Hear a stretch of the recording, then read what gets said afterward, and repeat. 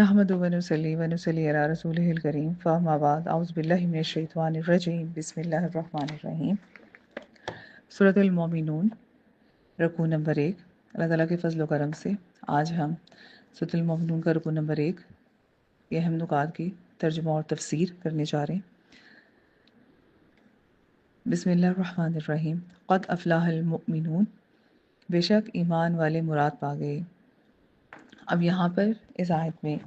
اللہ تعالیٰ نے سب سے پہلے اپنے قرآن مجید کے آغوش تربیت میں پرورش پانے والے انسان کی خوبیوں کا ذکر کیا ہے کہ وہ انسان کیسا ہوگا کہ جو شخص بارگاہ الہی میں حاضر ہو تو ادب و نیاز کا پیکر بن جائے، اس کا ہر لمحہ سنجیدہ مفید مصروفیات میں ایسا گرا ہوا ہو کہ اسے بیکار اور بیہودہ مشاغل میں شرکت کی فرصت ہی نہ ملے، جو اپنے مال و اخلاق کے تزکیہ نفس میں ہر وقت مشغول ہو، جو اپنی نفسانی اور شہوانی خواہشات کی تکمیل میں بے راہ روی کا شکار نہ ہو، جس امانت کی حفاظت اور جو دینی و ملی ذمہ داری سے سونپی جائے اس میں وہ خیانت کا مرتکب نہ ہو، اور جو عہد و پیما وہ کرے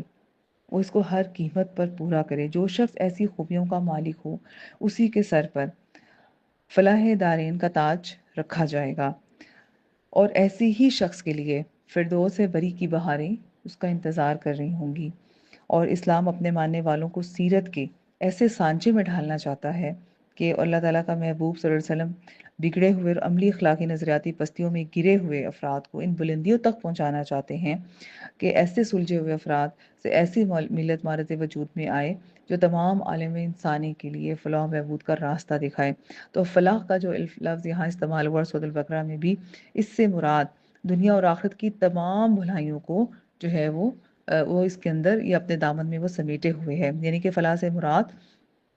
تمام بھلائیاں دنیا اور آخرت کی اس شخص کے لیے ہیں جو ان اوصاف کا حامل ہوگا۔ آگے قرآن پاک میں اللہ تعالیٰ فرماتے ہیں آیت نمبر 1 میں کہ جو لوگ اپنی نماز میں عز و نیاز اختیار کرتے ہیں، یعنی کہ خضوع اور خشوع کے ساتھ نماز پڑھتے ہیں، لیکن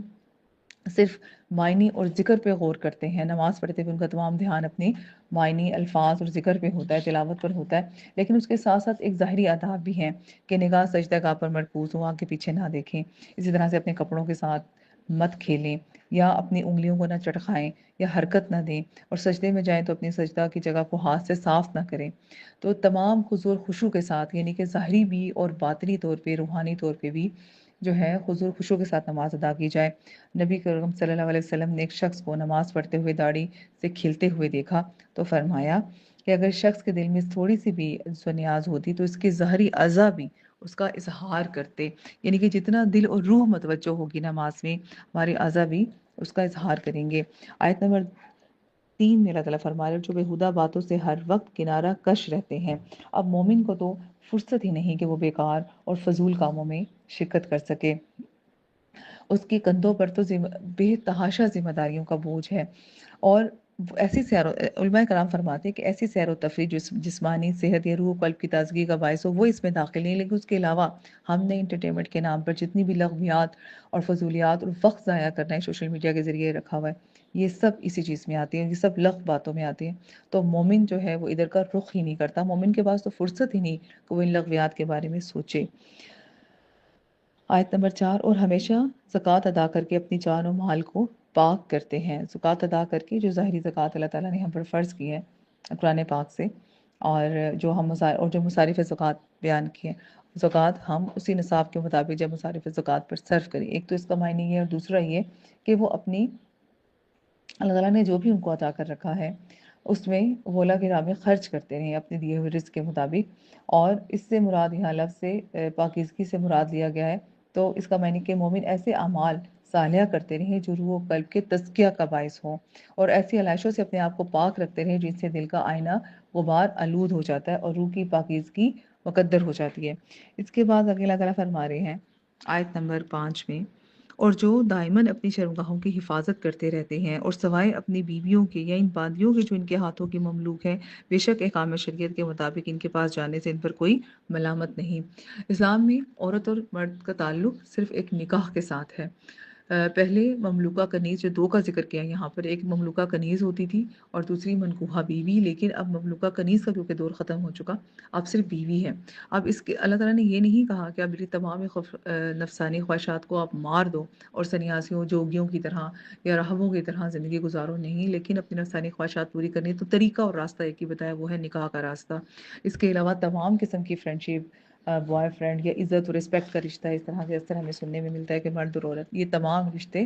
کوئی رشتہ نہیں ہے۔ رشتہ اور تعلق مرد اور عورت کے درمیان یا تو نکاح کا ہے اور یا پھر جو ہے وہ اپنے جیسے استاد اور شاگرد ہے، اس طرح کا رشتہ ہے، لیکن اس میں بھی پھر تمام جو ہیں وہ احکامات جو اسلام نے پردے کے حوالے سے یا مرد و عورت کے تعلقات کے حوالے سے دیے، ان سارے پروٹوکولز کا خیال رکھا جائے گا۔ آقا اللہ تعالیٰ فرما رہے ہیں پھر جو شخص ان حلال عورتوں کے سوا کسی اور کا خواہش مند ہو تو ایسے ہی لوگ حد سے تجاوز کرنے والے اور سرکش ہیں۔ اب جو بھی اللہ نے جو نکاح کا راستہ بتا دیا، اس کے علاوہ جو بھی طریقہ، جو بھی ٹائٹل دے کے، جو بھی عنوان دے کے، جو بھی سوچ کے کرے گا، وہ سب حرام اور گناہ ہیں۔ اور جو لوگ اپنی امانتوں اور اپنے وعدوں کی پاسداری کرنے والے ہیں۔ اب مومن کی ایک چیز اور کیا بتائیں کہ وہ اپنی امانت کی حفاظت کرتا ہے، جو بھی وہ جو ہے وہ اپنے آپ سے وعدہ کرتا ہے یا کوئی حلف لیتا ہے یا کسی قسم کی کوئی جو ہے وہ اس پہ ذمہ داری عائد ہوتی ہے، وہ ذمہ داری کا بار اٹھانے کے لیے تیار ہوتا ہے، تو یہ چیز بالکل واضح ہے کہ پھر وہ اس کو پورا کرتا ہے۔ اور اسی طرح سے آقا علیہ السلام نے جو ہے صحیح حدیث میں عہد شکنی اور امانت میں خیانت کو منافق کی علامت قرار دیا گیا۔ تو گویا کہ کوئی بھی شخص جو کسی بھی قسم کی ذمہ داری پہ ہو، چاہے اس کا تعلق دین سے ہو یا دنیا سے، گفتار سے ہو، کردار سے، اس کا پورا کرنا مسلمان کی امتیازی شان ہے۔ اور چاہے وہ ملت اسلامیہ کا ہر فرد کوئی فقیر ہے، امیر ہے، وزیر ہے، صدر ہے، کلرک ہے، اسلامی معاشرہ کا ایک ذمہ دار فرد ہونے کی حیثیت سے جو بھی فرائض اس پر عائد ہوتے ہیں اور جو بھی عہد و پیما اس کے ساتھ وہ کرتا ہے، چاہے وہ اپنے آپ سے کرتا ہے اور چاہے وہ ایک حلف کی صورت میں کرتا ہے، ان سب کو بخوبی انجام دینا مومن کی خصوصی صفات میں شامل ہے۔ اور پھر آگے آیت نمبر 10 میں اللہ تعالیٰ کہتے ہیں یہی لوگ جنت کے وارث ہیں، اولئک ہم الوارثون، اور یہی لوگ جنت، یعنی کہ جنت ان لوگوں کے ہاں ہے۔ اب وہ تمام لوگ جو خود کو تو مسلمان کہتے ہیں اور جو ہے اپنے آپ کو جو ہے ملت اسلامیہ کا فرد ہونے کے حیثیت سے بڑے فخر سے اپنے آپ کو بطور مسلمان جو ہے وہ پیش کرتے ہیں، تو اس دعوے میں ان ساری 10 آیات کو ذرا اپنے سامنے رکھیں اور دیکھیں کہ کیا واقعی ہم جنت کے حقدار ہیں، کیا ان ساری چیزوں پہ ہم پورا اترتے ہیں۔ اور آگے اللہ تعالیٰ ایک مومن اور اس کے بعد جنت کے ساتھ اس کا تعلق یا اس کا حصہ جنت میں بتانے کے بعد اللہ تعالیٰ بیان فرما رہے ہیں الذین یرثون الفردوس،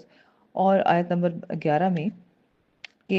یہ لوگ جنت کے سب سے اعلیٰ باغات، یعنی جہاں تمام نعمتوں، راحتوں اور قرب الہی کی لذتوں کی کثرت ہوگی، اس کے وارث بھی پائے جائیں گے اور ان میں ہمیشہ رہیں گے۔ اب یہاں پر اللہ تعالیٰ نے کیٹیگوریکل بات بتا دی کہ یہی لوگ جو دنیا میں ان ساری چیزوں کا خیال اور حفاظت رکھ کر،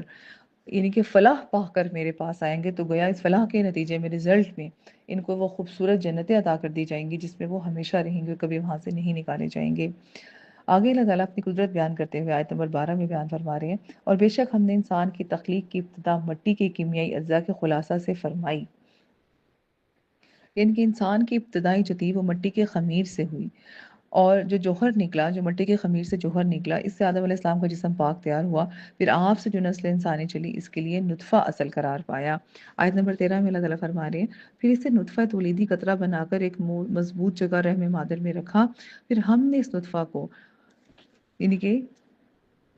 رحم مادر کے اندر جوہ کی صورت میں مولک وجود بنا دیا، پھر ہم نے اس مولک وجود کو ایک ایسا لوتھڑا بنا دیا جو دانتوں سے چبایا ہوا لگتا ہے، پھر ہم نے اس لوتھڑے سے ہڈیوں کا ڈھانچہ بنایا، پھر ہم نے ان ہڈیوں پر گوشت اور پٹھے چڑھائے، پھر ہم نے اسے تخلیق کی دوسری صورت میں تبدیل کر کر تدریجاً نشو دی، پھر اس اللہ نے اسے بڑھا کر محکم الوجود بنا دیا جو سب سے بہترین صورت پیدا فرمانے والا ہے۔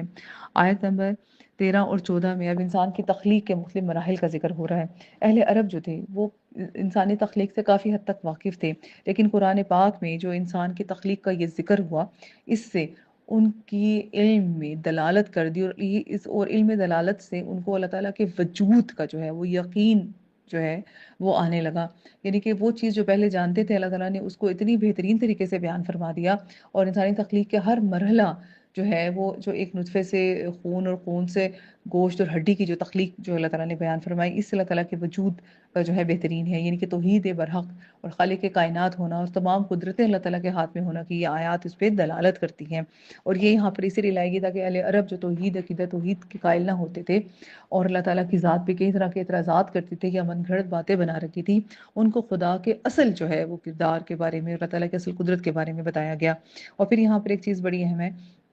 کہ ابتدا میں جو ہے رحم مادر میں جیسے انسان نطفہ جب قرار پکڑتا ہے اور آہستہ آہستہ تخلیق کی صورت میں آتا ہے، تو وہ اور ایک حیوانی، یہ دونوں پروسیس ایک جیسے ہوتے ہیں، لیکن آہستہ آہستہ اللہ تعالیٰ ایک دم سے اس کو انسانی شکل میں لے آتا ہے۔ اور پھر انسانی شکل میں صرف لے کے آنا ہے، یعنی کہ وجود اور جسم کی بات نہیں ہو رہی یہاں پر، بلکہ اس کو عقل و فہم کی قوتیں، غور و فکر کی صلاحیتیں، تفسیر کائنات کے حوصلے، پھر حکمرانی کی امنگیں، یہ سب کچھ بھی اتنی عمدگی سے اللہ تعالیٰ اس وجود کے اندر داخل کر دیتا ہے کہ جسے دیکھ کر انسان دھنگ رہ جاتا ہے۔ اور یہ راز سمجھ نہیں سکتا کہ ابتدائی مرحلوں میں بالکل یکساں ہونے کے باوجود کس طرح سے ایک کا رخ ایک طرف اور دوسرے کا رخ بالکل ہی دوسری طرف ہے، اور ایک کہہ لیں کہ جانور جو ہے وہ غلامی کے لیے اور انسان ان پر حکمرانی کے لیے پیدا کر دیے جاتے ہیں۔ تو یہ سب آیات جو ہے اللہ تعالیٰ کی قدرت بیان کر رہی ہیں۔ اگر اللہ تعالیٰ جو ہے انسان کی ابتدائی تخلیق کے بعد بیان کرنے کے بعد اب اس کی آخرت کی بات کرتے ہیں آیت نمبر 15 میں، اور بے شک تم اس زندگی کے بعد ضرور مرنے والے ہو، یعنی کہ یہ زندگی تمہیں دے تو دی، لیکن یہ ہمیشہ کے لیے نہیں ہے، یہ ابدی نہیں ہے، ابدی زندگی تو آخرت کی زندگی ہے۔ تمہیں ایک مقررہ وقت تک یہاں رہنا ہے اور اس کے بعد تمہیں آگے مرحلے میں، اگلے مرحلے میں یا اگلی منزل کی طرف چلے جانا ہے، اور وہاں پہ تم اپنے اعمال کا حساب و کتاب دو گے، اور پھر تمہاری منزل جو ہے وہ طے ہوگی کہ کیا منزل ہے۔ پھر آگے اللہ تعالیٰ فرماتے ہیں، پھر بے شک تم قیامت کے دن زندہ کر کے اٹھائے جاؤ گے، یعنی کہ ساری یہ مرحلہ کو طے کرنے کے بعد تمہیں موت کا ایک چھوٹا سا ایک لمحہ ہے، موت کا ایک ذائقہ ہے، تم نے چکھنا ہے، اور اس کے بعد تم نے ایک نئی زندگی میں داخل ہو جانا ہے۔ آیت نمبر 17 میں اللہ تعالیٰ فرما رہے ہیں، اور بے شک ہم نے تمہارے اوپر، یعنی کہ کرۂ ارض کے گرد فضائے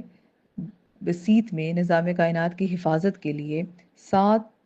راستے یعنی 7 مقناطیسی پٹیاں یا میدان بنائے ہیں، اور ہم اس کائنات کی تخلیق اور اس کی حفاظت کے تقاضوں سے بے خبر نہ تھے۔ انسان کی تخلیق اور انجام کے بعد اللہ تعالیٰ اب اپنے انعامات کا ذکر ہو رہا ہے جو مولا کریم نے اپنے انسان کی بقا و نشو و نما اور اسے آرام و آسائش پہنچانے کے لیے کیے ہیں۔ عرب جب کسی چیز کو ایک دوسرے کے اوپر رکھتے تو اسے کہتے طارقت الشیء، یعنی کہ اگر ایک کپڑے کو دوسرے کپڑے کے اوپر پہنے تو کہتے ہیں کہ طارق بینہ، یعنی کہ ایک چیز کے اوپر دوسرے کے لیے طارق کا لفظ استعمال ہوتا ہے، جہاں پہ طرائق کا لفظ جو ہے وہ فرمایا گیا، اور یہ طریق کی جمع ہو تو اس کا مطلب ہوا کہ ہم نے سیارات سبا یعنی کہ 7 سیارات کے لیے 7 مداریں یا 7 منزلیں مقرر کر دی ہیں جن کے اوپر وہ ہر وقت مصروف حرکت رہتے ہیں۔